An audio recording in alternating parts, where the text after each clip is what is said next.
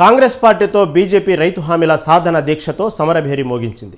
Telangana BJP నేతలకు ఒక్క తాటిపైకి వచ్చి కాంగ్రెస్ విధానాలను తీవ్రంగా దుయ్యబట్టారు. ఎన్నికలకు ముందు ఇచ్చిన హామీలకు నెరవేర్చకుండా తెలంగాణ యువత, రైతులు, మహిళలందరినీ పచ్చి మోసం చేసిందని ఆగ్రహం వ్యక్తం చేశారు. 24 గంటల రైతు హామీల సాధన దీక్షతో బీజేపీ లక్ష్యం నెరవేరిందా? తెలంగాణలో బలంగా పాతుకుపోవాలన్న బీజేపీ ఆశయ సాధనకు తొలి అడుగు పడిందా? బీజేపీ నేతల కౌంటర్కు కాంగ్రెస్ ఎలాంటి కౌంటర్ ఇచ్చిందో చూద్దాం.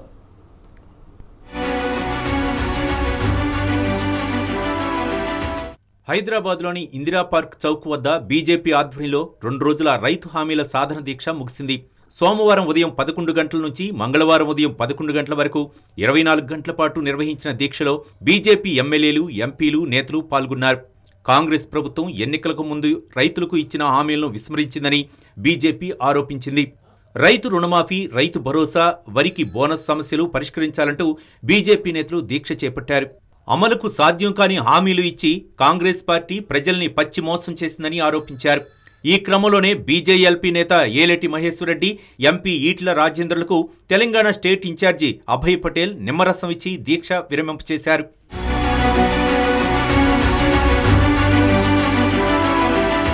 గతంలో దౌర్భాగ్యమైన ప్రభుత్వం కేసీఆర్ నడిపారని, ప్రస్తుతం రేవంత్ రెడ్డి నడుపుతున్నారని ఎంపీ అరవింద్ విమర్శించారు.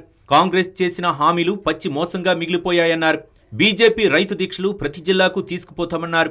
హైడ్రా బంద్ కావాలని, ఏదో ఒకరోజు హైడ్రాను బొందబెట్టే రోజు వస్తుందని అరవింద్ అన్నారు. రేవంత్ రెడ్డికి బ్లాక్ మెయిల్ చేయడం బాగా తెలుసునన్నారు. హైడ్రా పేరుతో బ్లాక్ మెయిల్ చేసి జేబులు నింపుకుంటున్నారని ఆరోపించారు. పేదల ఇళ్లను కూల్చి పెద్దోళ్లను భయపెట్టడమే పనిగా పెట్టుకున్నారని అన్నారు. హైడ్రా ఓల్డ్ సిటీకి వెళ్లదు, కాంగ్రెస్ నేతల జోలికి వెళ్లదు, కేవలం పేదల ఇళ్లు మాత్రమే కూలగొడుతుందని ధర్మపురి అరవింద్ ఆగ్రహం వ్యక్తం చేశారు. కోర్టు పేలున్నా కూడా మీరు కోర్టు ధిక్కారం చేస్తున్నారు, హైకోర్టు కూడా కూల్చేస్తారా?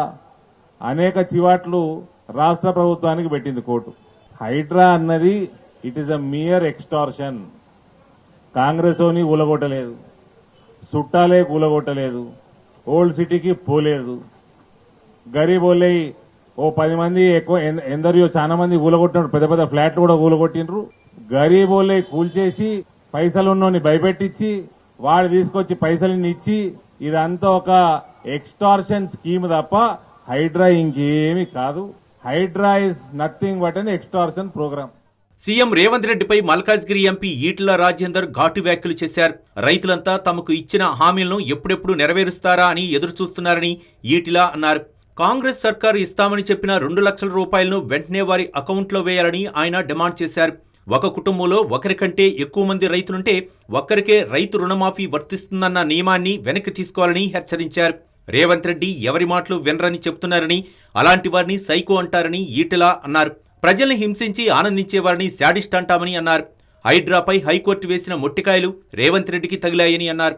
ప్రజల మీద ప్రేమ, చట్టం మీద నమ్మకం ఉంటే వెంటనే రాజీనామా చేయాలని ఈటెల రాజేందర్ డిమాండ్ చేశారు.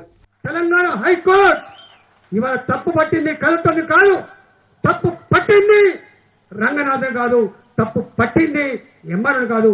నీకు సిగ్గుంటే తప్పు పట్టింది ఈ రాష్ట్ర ముఖ్యమంత్రిని. నీకు రేషం ఉంటే దిగిపో, రేషం ఉంటే దిగిపో. శనివారం, ఆదివారం కూల్చివేతలకు ఆస్కారం లేదని ఆనాడే సర్వోన్నత న్యాయస్థానం చెప్పింది. ఎందుకంటే బాధితులు కోర్టు మెట్టకడానికి ఆస్కారం ఉంటుంది కాబట్టి, ప్రజలకు అండగా ఉంటారు కాబట్టి. ఇవాళ ఏం చెప్పింది హైకోర్టు? ఏమన్నాడు రంగనాథ్ గారు? నాకు ఎవరు చెప్పాల్సక్కర్లేదు, ఎవరి మాట వినాల్సక్కర్లేదు, చట్టం నాదే, ధర్మం నాదే, న్యాయం నాదే, నేను కూలగొట్టుడే నా పని అని చెప్పిన వ్యక్తి రంగనాథ్. దానికి అండగా నిలిచే వ్యక్తి మిస్టర్ రేవంత్ రెడ్డి. రుణమాఫీపై బీజేపీ, బీఆర్ఎస్ చేస్తున్న వ్యాఖ్యలను రాష్ట్ర వ్యవసాయ శాఖ మంత్రి తుమ్మల నాగేశ్వరరావు తిప్పికొట్టారు. రైతుల్ని ఆదుకుంటున్న ప్రభుత్వానికి సహకరించకపోగా విమర్శిస్తున్నారని మండిపడ్డారు. రేవంత్ ప్రభుత్వాన్ని ఇరకాటంలో పెట్టాలనే ఉద్దేశంతోనే రైతు రుణమాఫీపై నేతలు విమర్శలు చేస్తున్నారని మంత్రి తుమ్మల నాగేశ్వరరావు అన్నారు.